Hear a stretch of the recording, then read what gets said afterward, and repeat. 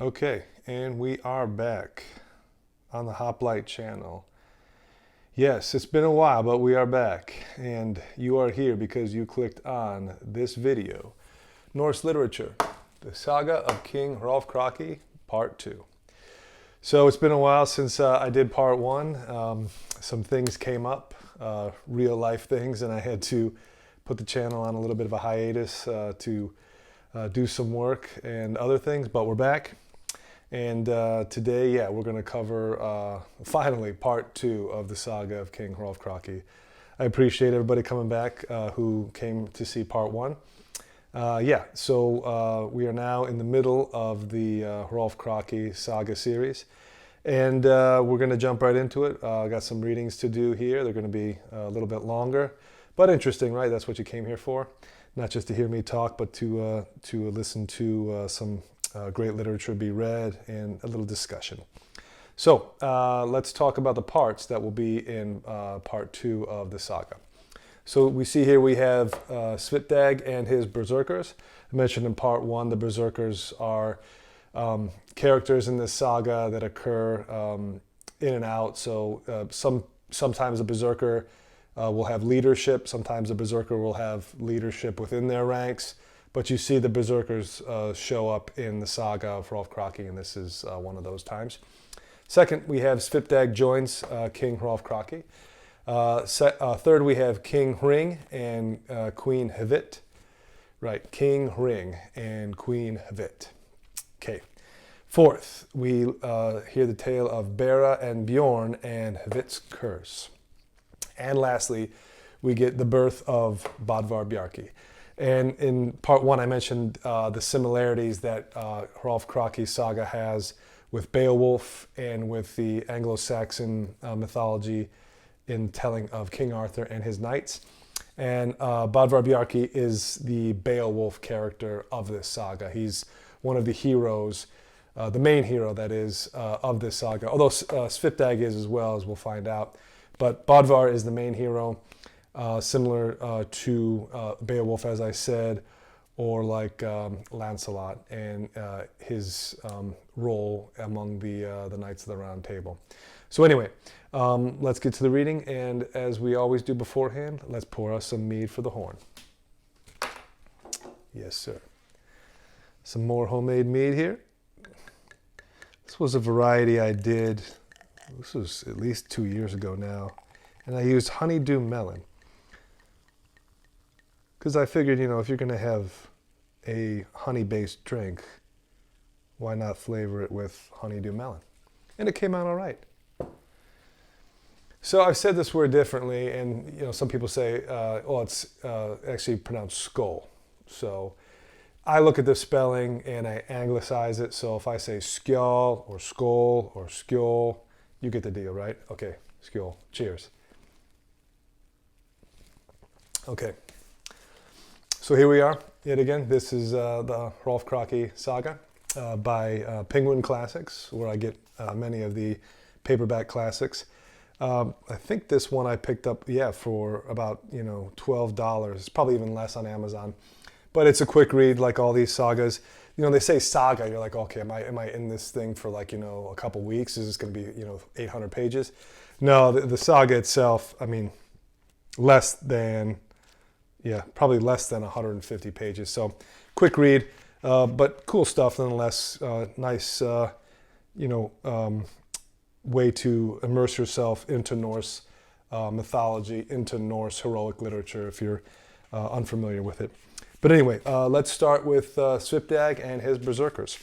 And I will provide the read along as I always do so you can follow. Okay, so we begin, and this is on page 25. Under chapter 14, Svipdag and the Berserkers. A farmer was named Svip. He lived in Sweden, far away from other men.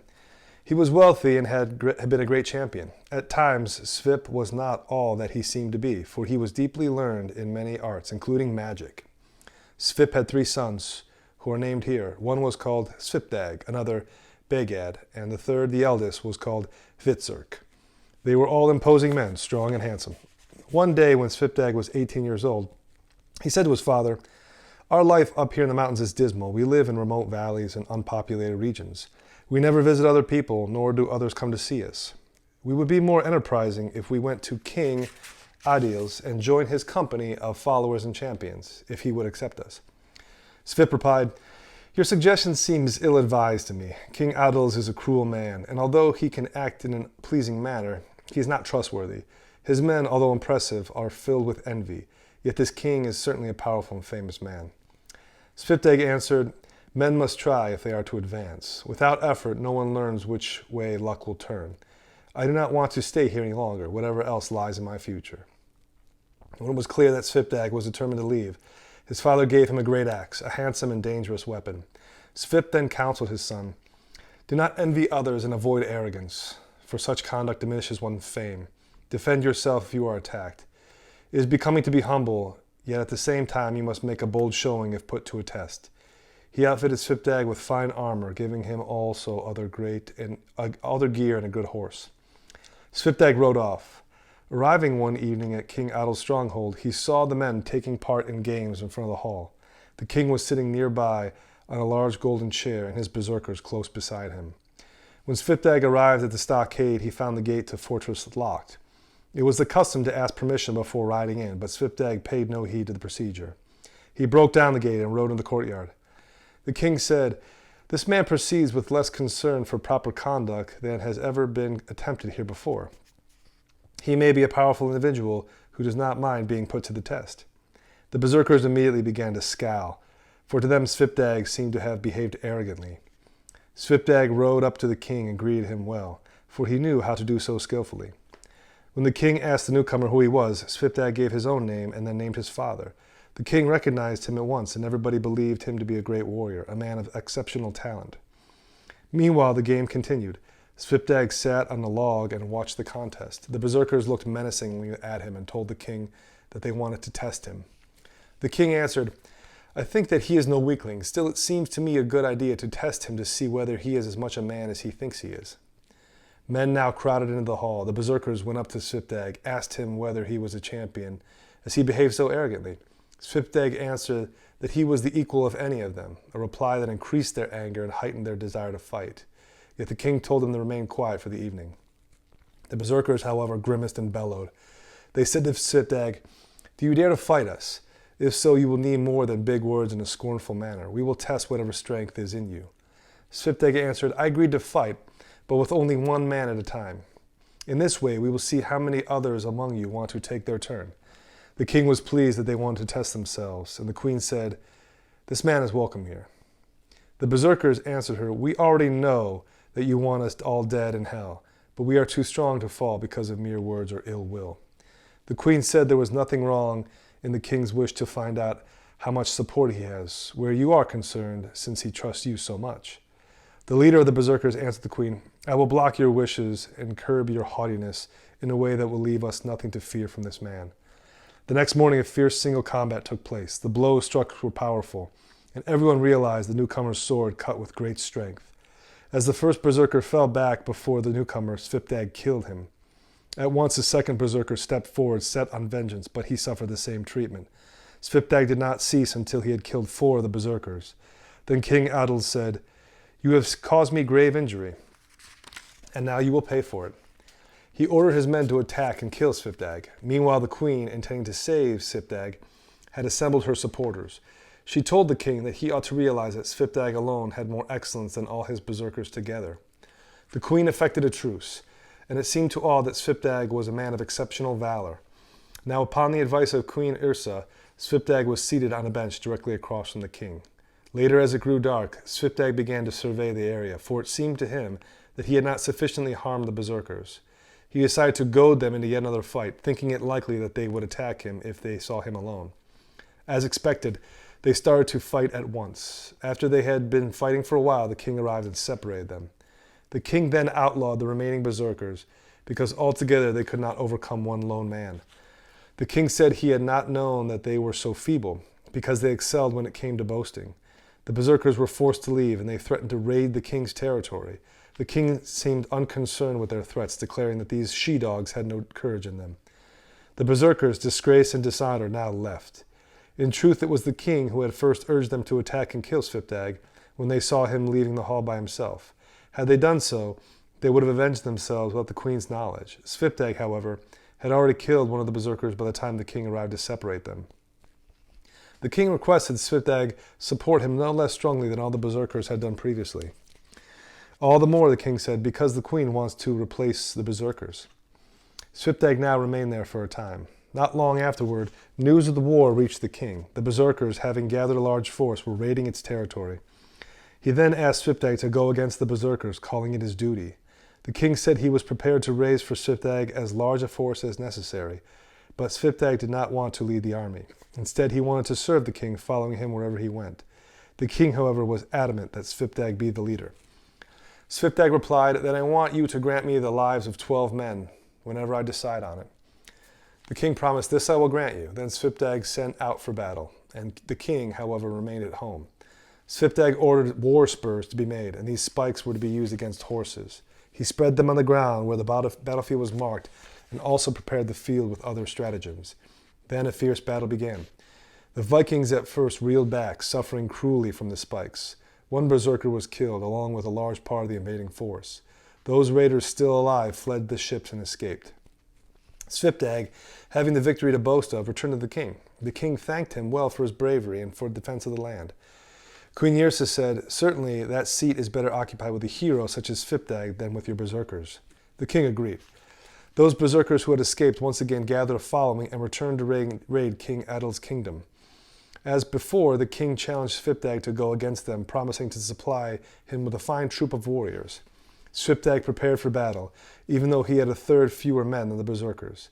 The king, however, promised to join him with his own bodyguard, and Svipdag sent out sooner than the berserkers had expected. The two sides soon clashed, fighting a hard battle. Meanwhile, King Adils assembled his force, intending to surprise the berserkers from the rear. Now we return to Farmer Svip. He awoke suddenly from his sleep, sighed deeply, and said to his sons, "Your brother Svipdag is in need of your support. He is engaging in a battle not far from here and has by far the smaller force. He has lost one of his eyes and has suffered many wounds. Although he has killed 3 berserkers, another 3 are still fighting." The brothers quickly armed themselves and set off for the battle, where the Vikings had twice as many men as Svipdag. By then, Svipdag had accomplished much, but he was sorely wounded and had lost one eye. Also, many of his followers had been killed. The king still had not come to his aid. Arriving at the battlefield, the brothers entered in the fight. They pushed resolutely forward until they were opposite the berserkers. Now they finished the contest, and all the berserkers were felled by the brothers. With the tide of battle changing, the death toll mounted in the ranks of the Vikings. Those, however, among berserkers' men who chose to accept their lives from the brothers swore allegiance to them. Then the brothers went to the king to tell them what had happened. The king thanked them well for the impressive victory. Svipdag had 2 arm wounds, a large head wound, and was one-eyed for the rest of his life. For a time he lay disabled by these wounds, the queen nursing him.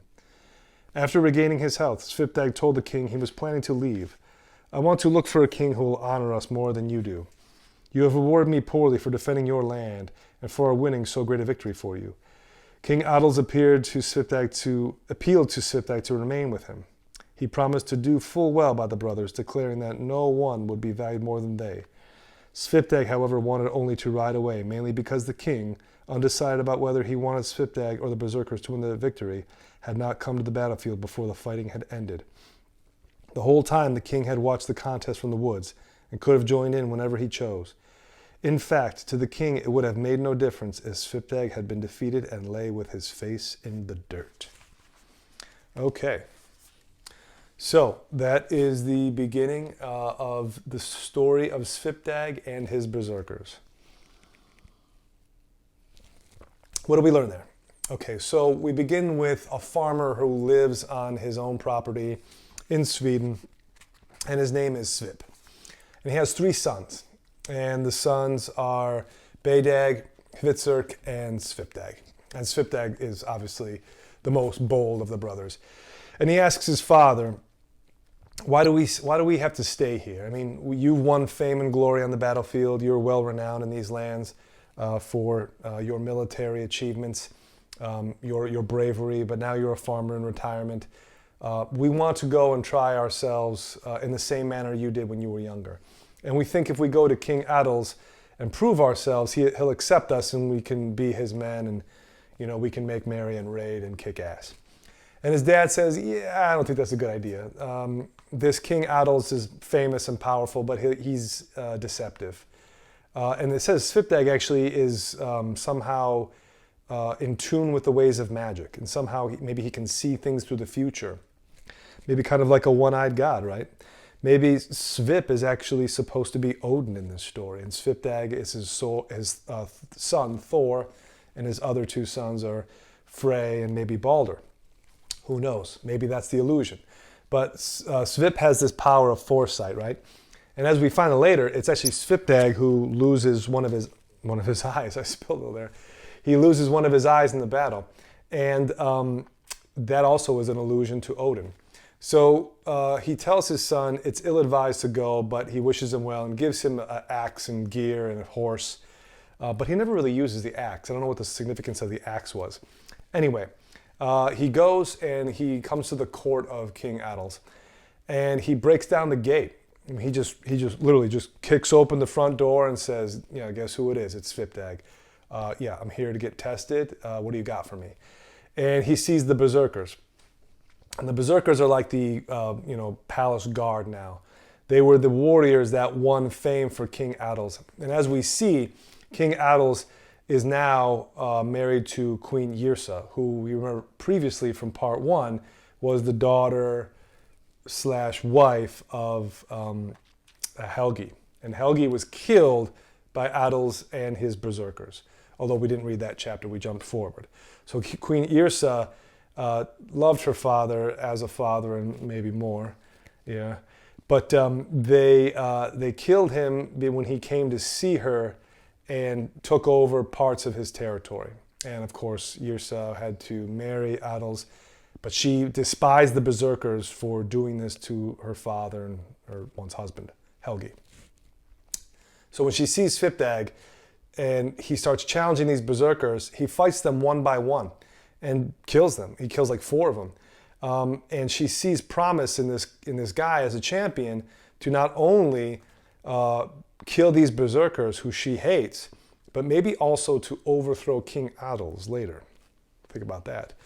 So Svipdag agrees to become King Adils' champion after he defeats enough Berserkers, even though Adils could have cared less who won. If the Berserkers had won, they'd stay in his good graces, and if Svipdag wins, well, he becomes the new guy. So Svipdag ends up winning, the Berserkers leave, and they become Vikings, right? They're referred to as Vikings in the book. And that was another thing about Norse literature, is that there was a distinction, right? The Norse were not just Vikings. Viking was something you did, to go raiding, to go vike, to become a Viking was to go Viking and raid. So the Berserkers become Vikings, they become raiders. And they raid King Adils' property and his territory. Svipdag has to go and quell them.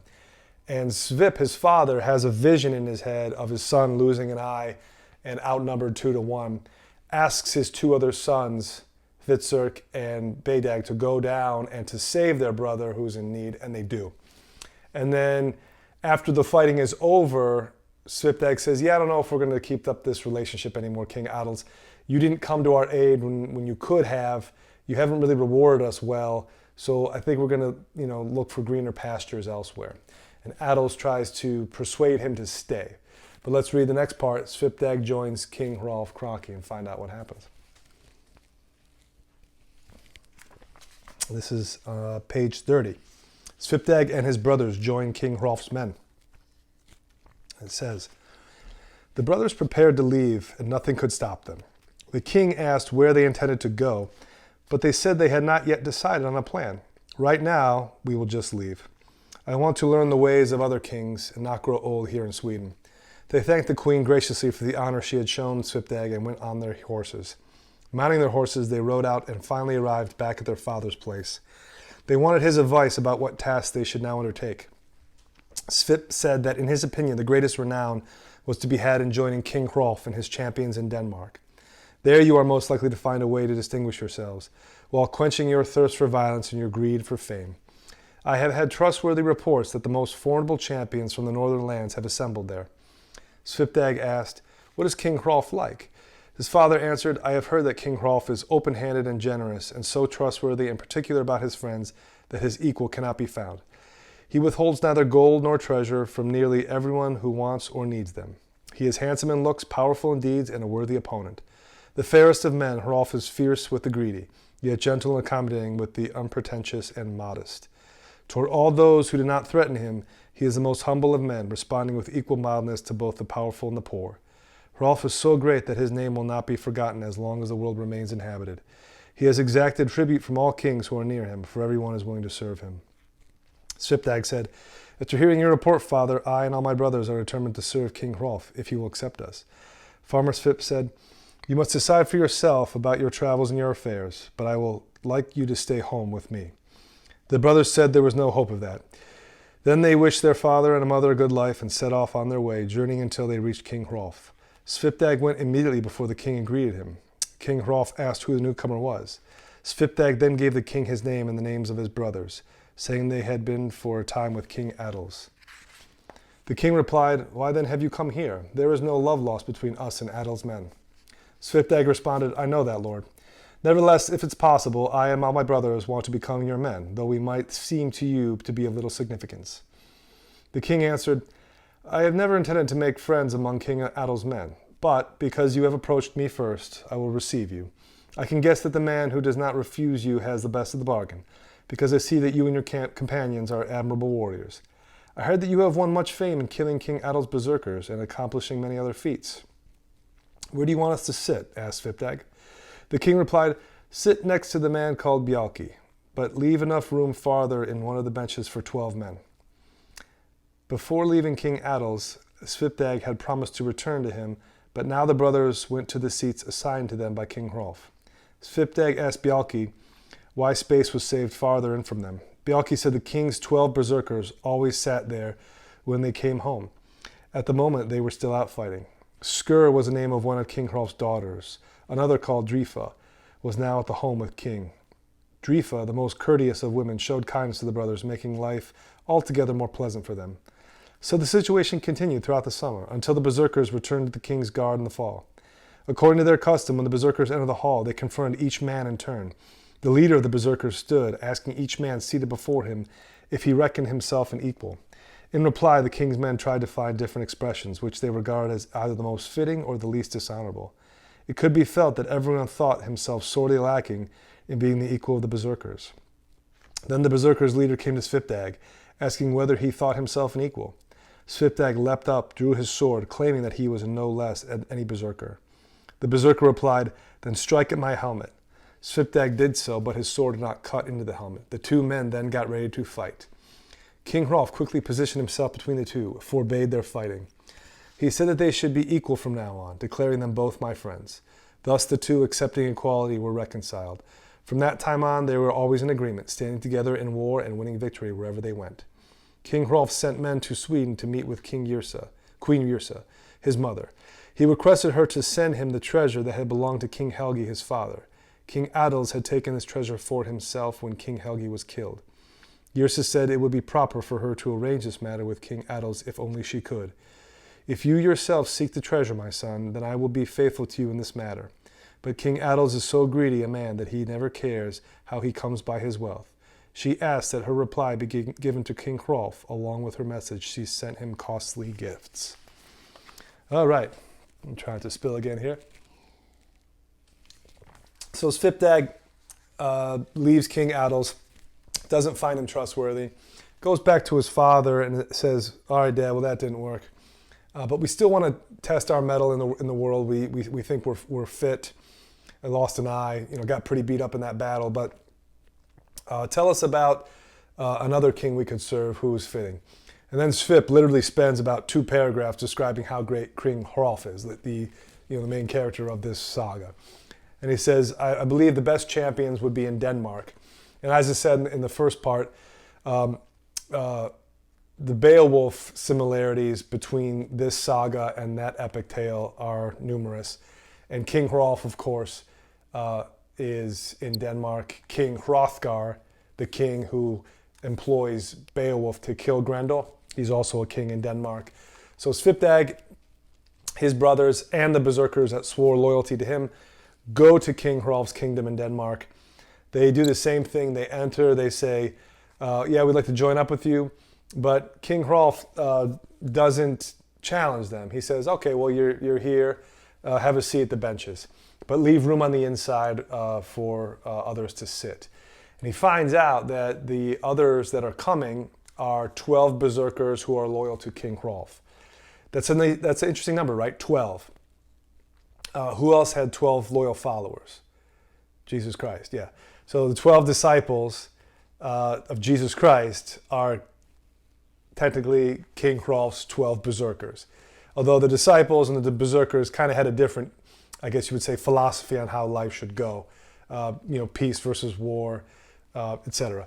Anyway, so we find out these Berserkers are loyal to King Hrolf, and they are left a space of honor at all times, which is fitting. And King Hrolf runs his court similar to how King Arthur would run his court with the Round Table. The Round Table meant to signify all of his knights are his equals. King Hrolf leaves a space at his table for those he considers closest to him in trust and in appreciation for their service. And the 12 Berserkers come back to the hall after summer ends, and they enter, and their custom is to come into the hall, and anyone new they challenge. And they say, who are you that you are in King Hrolf's company? Do you consider yourselves our equal? What kind of a man are you? And they challenge each person, seeing what their reaction would be. Svipdag, much like his reaction to the Berserkers in King Adil's court, he jumps up, draws his sword, and says, I'm equal to any one of you, and I'll prove it. And the Berserker, for some reason, says, well, strike at my helmet. He literally gives him one free shot. So Svipdag takes him up on it, swings the sword down, but the sword is not able to penetrate the Berserker's helmet. And then it's game on. Then there's going to be a fight. But Hrolf is different from King Adils in this fashion. He sees both of these men want to prove their loyalty to him, but he figures instead of making them fight it out, and perhaps losing one of those men in the fight, I'll say, hey, listen, I can see you've demonstrated your desire to be loyal to me, to King Hrolf. That's great. Tell you what, this is good enough for me. There is no more need for fighting or bloodshed here. So shake hands. You're brothers now. You're equals. You all have a place in my court. And then that's what happens. It turns out they bury the hatchet right then and there. They reconcile, and they became brothers in arms every day thereafter. But then we find that Queen Yrsa, Hrolf's mother, writes a letter back to him after Hrolf requests King Helgi's treasure, who Helgi would have been his uncle. But he says that Adils won't give it up. So that dovetails into another story. But instead, we'll move to the story of King Hring and Queen Hvit. So we have, that was the introduction of King Hrolf and his Berserkers, and how Svipdag, a champion, joined the ranks of Hrolf and his other champions. Okay, we'll move to King Hring. And this is on page 34, chapter 17. And it says, it is said that to the north in Norway, a king named Hring ruled over Updales. He had a son named Bjorn. It is told that the queen died, and the king and many others found this a great loss. Hring's countrymen and counselors asked him to remarry, and so he sent men to the south seeking a wife. But strong headwinds and powerful storms forced them to turn their prows around, letting the ships run before the wind. So it happened that, driven by the wind, they were forced north to Finnmark, where they remained for the winter. One day they went ashore. They walked inland and came to a house. Inside sat two beautiful women, who received them well. The women asked them where they had come from. The king's men gave an account of their journey and explained their errand. They asked the women about themselves, inquiring why women so beautiful and refined were there alone, so far from other people. The older woman answered, for everything, friends, there is a reason. We are here because a powerful king asked for my daughter's hand. Because she did not want to marry him, he threatened her with rough treatment. So I am keeping her here in this secret hiding place while her father is away at war. They asked for who her father might be. She is the daughter of the king of the Lapps, said the woman. The men asked for their names. The older woman replied, I am called Ingbjorg, and my daughter is named Hvit. I am the Lap King's mistress. A girl was there to serve them. The king's men, much taken with these women, decided to ask whether Hvit would go back with them and marry King Hring. The man in charge of the king's mission brought up the question. Hvit did not respond quickly. Instead, she deferred the issue to her mother's consideration. As the old saying goes, said her mother, out of every trouble comes some gain. But it displeases me that we are making this arrangement without first asking her father's consent. Nevertheless, it must be ventured if Hvit is to get ahead. Hvit then prepared herself to go with them, and they started on the journey to King Hring. The messengers at once inquired whether the king wanted to marry the woman or if she should be sent back. The king, well pleased with the woman, married her at once. He was not concerned that she was neither rich nor powerful. At this time, the king was getting on in years, and the effects of his age were soon apparent in the queen's behavior. Oh boy. Okay, so we move away from Svipdag and Hrolf and the Berserkers, the warrior cult of Odin, and we get introduced to two new characters, right? So Svipdag and the Berserkers were in Sweden. They went to Denmark to see Hrolf. Now we're with a guy named King Hring. That's his name, King Hring. Whatever. You could have been like, I don't know, King Hring? Sounds made up. He's from Norway, and his wife dies, which is tragic. But before his wife died, the king and she had a son named Bjorn. So the king now was, single. He was bachelor again, but his people thought it would be fitting for him to remarry. And he said, "Well, okay, I don't know, but so I'll send some guys out. I won't go do it myself." Which is, why wouldn't you go yourself, right? Like, this is like sending your buddies out for on a blind date in your stead. It's like, bring me back a winner, fellas. And then they come back with some chick and it's like, how does she look? It's like, nah, not too good. Oh, should we send her back? No, I mean, you guys, had to sail like for days. Anyway, he sends out his men. And some mysterious forces seem to be at work. Strong headwinds and powerful storms forced the ships around, and they had to sail to Finnmark, which I think in these days was Finland, but I'm not going to, don't quote me on that. I could be wrong about that. So they were anchored off of Finnmark, and then one day they decided to go ashore, and then they come into this clearing, and there is a dwelling, and there is two women seated in this house, and they're hiding out. And the king's men asked them, "What's your deal? What are you here for?"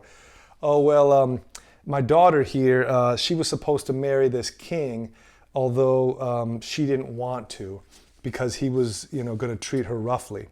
And I'm the king's mistress." So the king had a mistress, she had a daughter. Now the king wants the daughter of the mistress. They fled. So what did the king?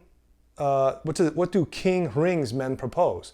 "Oh, well, then you should come back to Norway and marry our king instead." It's kind of like giving them option B instead of option A, but they're the same option. She was going to have to marry this other king, but instead of marrying that king, why don't you come back to Norway and marry our king? And so the mother is just like, "Well, it sounds like that's just what she's going to have to do. So, okay, we'll send her with you, and she'll be the wife of your king, and that's how she'll get ahead in life." And that was the arrangement. But it seems that King Hring at this time was getting on in his years, a little long in the tooth. And the queen, now Hvit, she noticed this. So she was kind of being married to an older dude, and I don't think she was too happy about this arrangement either. So let's move on to the story of Bera and Bjorn and Hvit's curse to see what happens next. This is on page 35 under the chapter titled The Love of Bera and Bjorn, 18. A freeman's farm lay a short distance from the king's estate. The farmer had a wife and one daughter, who was named Bera. She was young and lovely to look at. Bjorn, the king's son, and Bera, the freeman's daughter, had played together as children. The two were very close. The freeman was wealthy. He had long been out raiding, and in his youth had been a great champion. Bera and Bjorn loved each other deeply, and they often met. Time passed and nothing noteworthy took place. Bjorn, the king's son, matured to manhood. He grew large and strong. He was well bred and accomplished in all skills. When King Hring was away at war for long periods, which frequently happened, Hvit stayed home and governed the land. She was not well liked by the people. Toward Bjorn, however, she was gentle and tender, though he paid no heed. One time, when the king was about to set out for home, the queen suggested that Bjorn should stay home to help her govern the land. The king thought that her proposal was advisable. The queen was now becoming overbearing and arrogant. The king told his son Bjorn to stay at home and watch over the kingdom with the queen. Bjorn replied that he had little liking for this idea and that he liked the queen even less. The king then told Bjorn to remain behind, and he set out with a large force. Okay, that's a quick one. So, yeah, we have Bjorn and Bera. So King Hring had a son by his previous marriage. We don't know the name of the woman, but Bjorn was his son with that first marriage. And Bjorn falls in love with the farmer's daughter, Bera. You know, how nice, right? That's like made for TV right there. The free man's daughter. He was, you know, a famous raider in his own day and age, has an estate, has a lovely lass as a daughter, and it just so happens she falls in love with the king's son, and everything is just roses. It's just, you know, it's just match made in heaven. And for some reason, King Hring, being still, you know, the king, decides to go out and take large forces, you know, abroad and wage war. Even though it sounds like he's, you know, getting on in his years and is an older guy. What are you still doing this for? He still goes out. And King Hring tells Bjorn, under advice from Queen Hvit now, that Bjorn should stay back while he goes out and wages war, and she and Bjorn will look after the territory, the kingdom, while he's away. Bjorn doesn't like this. He doesn't like Queen Hvit. You know, she's basically the stepmom. He doesn't want to hang around. He doesn't want to, you know, have to look after the property. But the king says, "Nah, you're still kind of young. You do this. I'll go and wage war and improve your, you know, your inheritance. You stay here and look after the place and look after Queen Hvit." And Queen Hvit is not liked by the people, but for some reason she has a liking for Bjorn. So let's read on. And this is under chapter 19. Bjorn rejects Queen Hvit's advances, the curse. Page 36. Bjorn went back to his quarters after arguing with his father, each thinking the other to be wrong. Bjorn, downcast and angry, his face as red as blood, then took to his bed. The queen, wanting to lift his spirits, spoke tenderly to him. He asked her to go away, which she did for a time. The queen often spoke with Bjorn, telling him that while the king was away, they had an opportunity to share one bed. She said that their living together would be much better than her experience with a man as old as King Hring. Bjorn, taking this proposal badly, gave the queen a hard slap. He told her to leave him alone and then threw her out. She said that she was unaccustomed to being rejected or beaten. And it seems that you, Bjorn, think it preferable to embrace a commoner's daughter. You deserve a punishment, something far more disgraceful than enjoyment of my love and my tenderness. It would not come as a surprise if something should happen to make you suffer for your stubbornness and your stupidity. She then struck him with wolfskin gloves, telling him to become a cave bear, grim and savage. You will eat no food other than your own father's livestock, and in feeding yourself you will kill more than has ever been observed. You will never be released from your spell, and your awareness of this disgrace will be more dreadful to you than no remembrance at all. Holy smokes. That took a turn for the worse. So it turns out Queen Hvit actually had the hots for Bjorn, her stepson. Okay, we're getting into the Norse literature, daytime soap opera TV territory. This is where it gets a little salacious, but this is what happens. So King Hring is going to go raid in foreign lands. Queen Hvit says, "Yeah, that's a good idea. You should go do that. Don't get killed, by the way. Have fun and take your time. Oh, before you go, it's probably better if Bjorn stays back with me, wink, wink, to watch the property, I guess. And that'll be better, right? If you go and Bjorn stays back and we have a man around, right?" King Hring, thinking nothing of it, says, "Sure, honey, yeah, whatever you want." Bjorn, you stay back and look after the farm and look after the kingdom. This is the law. I've spoken. No argument. Bjorn's pissed off about this. He goes into his room. And he's probably like 19 years old now. And guess what happens? Queen Hvit makes a pass at him. Says like, "Hey, your dad isn't here right now. Maybe you and I could share a bed, fool around. What do you say?" Bjorn is having none of it and smacks her one across the mouth. So yeah, this is kind of the point of no return here. She makes a pass at Bjorn. Bjorn gives her a crack in the mouth. Turns out Queen Hvit is actually a bit of a sorceress. So in the book, it says here in the reading that she takes a pair of wolfskin gloves and strikes Bjorn with these wolfskin gloves. And I guess in the Norse world, a sorceress would enchant gloves of different animal skins, like a cat skin or a goat skin or wolf skin. And by striking Bjorn with these wolfskin gloves, she curses him to become a cave bear, a savage, nasty bear who will have to roam the countryside, feasting on his father's livestock, being hunted by other men, being feared. And this would be his punishment for refusing the queen, who she believes she's a number one, and wanting to be with a commoner's daughter, Bera. So that's what happens to Bjorn. Okay, let's read on about the birth of Bodvar Bjarki. This is page 37. Bjorn's transformation into a bear and the birth of Bodvar. Then Bjorn disappeared, and no one knew what had become of him. When people realized that Bjorn was missing, they searched for him. As might have been expected, he was not to be found. Next to be told is that the king's castle, cattle were being killed in large numbers by a gray bear, large and fierce. One evening it happened that Bera, the freeman's daughter, saw the savage bear. It approached her unthreateningly. She thought she recognized in the eyes of the bear Bjorn, the king's son, and so did not turn to run away. The beast then moved away from her, but she followed it all the way until it came to a cave. When she entered the cave, a man was standing there. He greeted Bera, the freeman's daughter, and she recognized it was Bjorn, Hring's son. Theirs was a joyful reunion. For a time they stayed together in the cave because she did not want to part from him while she still had the choice. He told her it was not right for her to be there with him because he was a beast by day, even if he again became a man at night. King Hring, when he returned from home from the wars, was told everything that had happened while he was away. He learned about the disappearance of Bjorn. He also told about the huge creature that had arrived in the land, attacking mostly the king's own livestock. The queen strongly urged killing of the animal, but this was delayed for a time. The king expressed no opinion, even though he thought the events most unusual. One night, while Bera and the prince laid in their bed, Bjorn began to speak.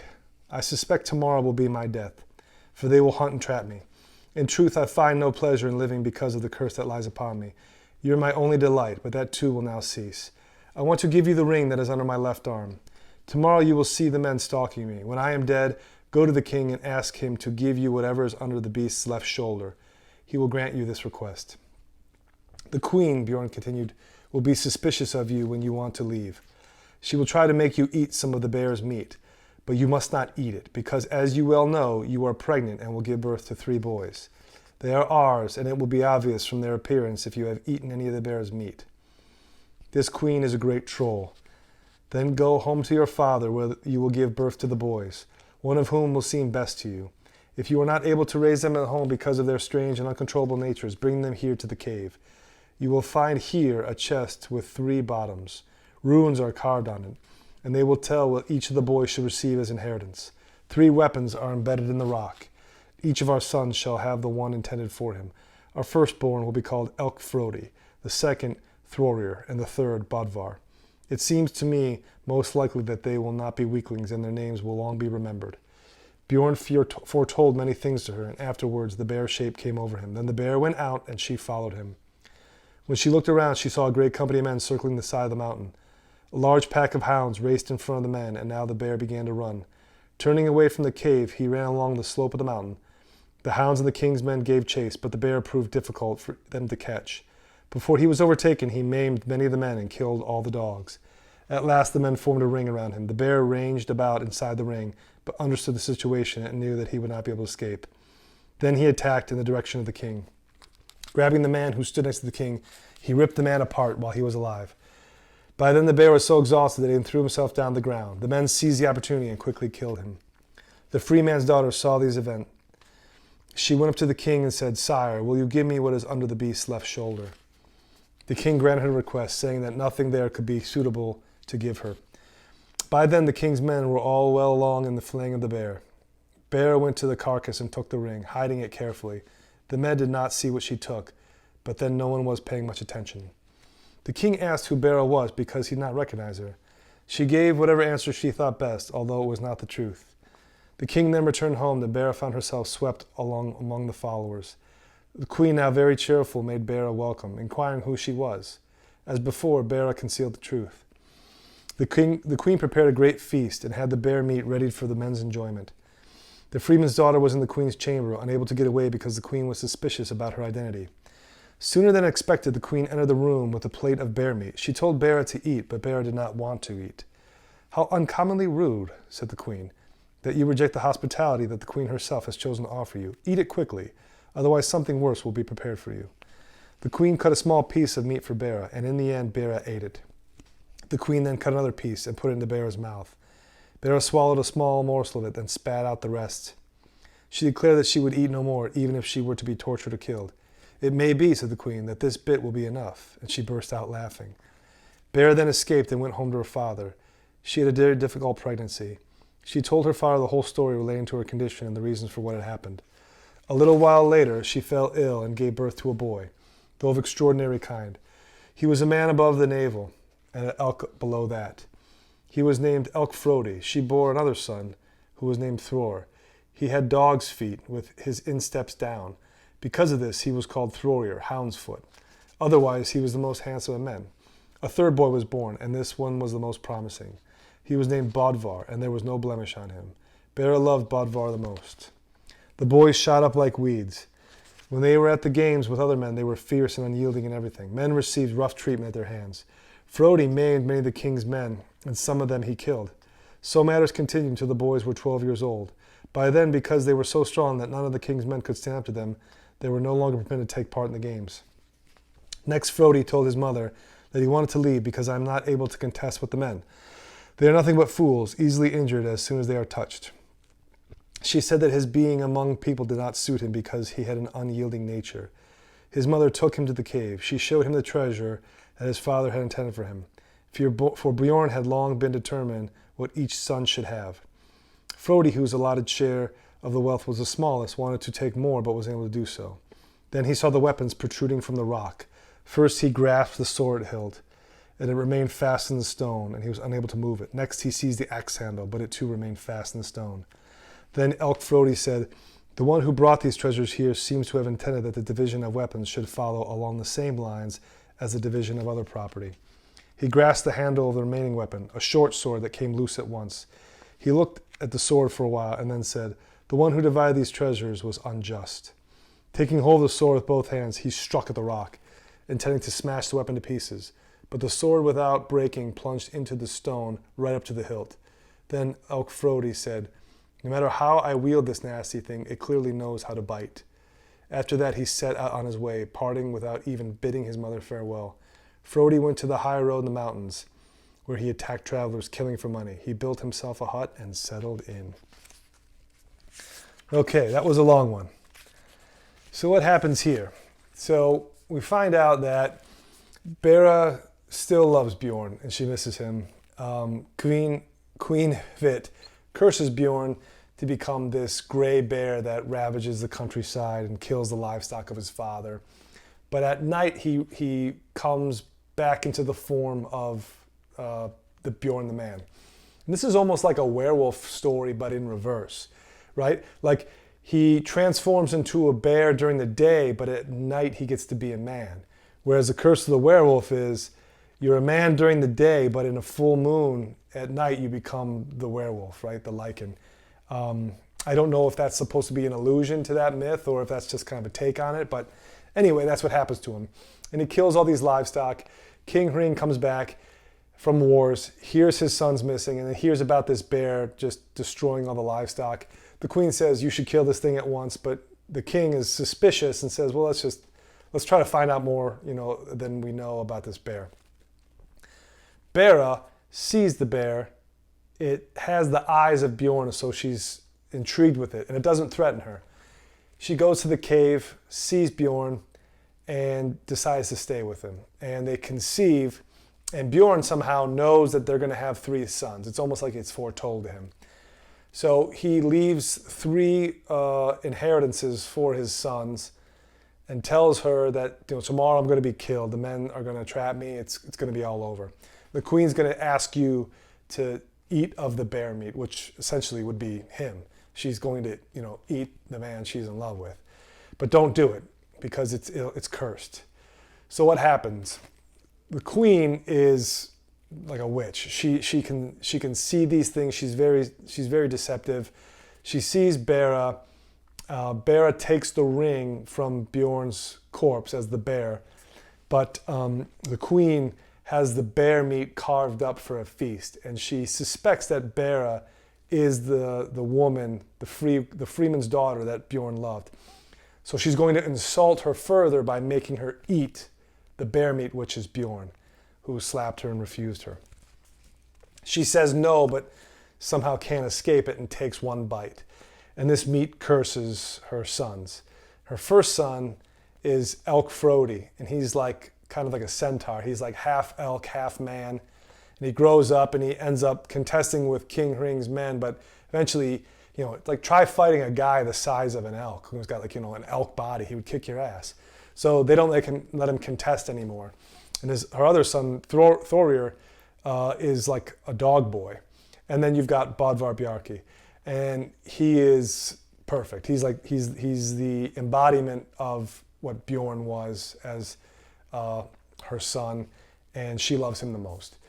So Elk Frodi goes to get his inheritance. And what do you notice about the inheritance, right?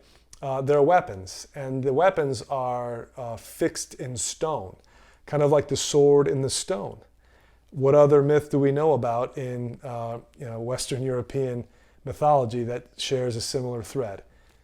Right, it's King Arthur pulling Excalibur from the stone. The sword in the stone cannot be removed by anyone other than who it's destined for, which was Arthur. And Arthur is the only man able to pull the sword from the stone. Though hundreds and hundreds of other knights try their best, they can't move it. Same thing happens to Elk Frodi. He tries to pull out the most prized of the weapons, but it won't move. The short sword was destined for him. And he tries to smash the rocks thinking that he was given the worst inheritance. And what happens is the sword literally bites back into the rock up to the hilt.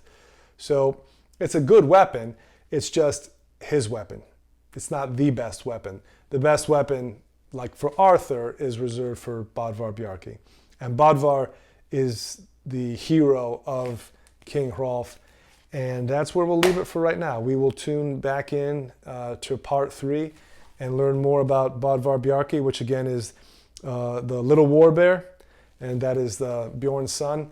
He is the son of the bear. He is the Beowulf character, and we'll dive into his tale for part 3. This has been a long one. I appreciate everybody hanging around if you're still here. This was part 2 of the saga of King Hrolf Kraki. King Hrolf actually showed up for 2 or 3 chapters, so that was cool. But yeah, we learned about Svipdag, the Berserkers, Hrolf, Hring and Hvit, Bera and Bjorn, and we finished up with the birth and the nature of Bodvar Bjarki. Anyway, that's it for part 2. Thanks again. Hope you enjoyed the reading. Part 3 will wrap it up for Hrolf Kraki, and we'll conclude with Bodvar, the Berserkers, and the end of King Hrolf. Thank you for staying for the whole time, if you're here again. So this has been the Hoplite channel, part 2. And till next time, take it easy.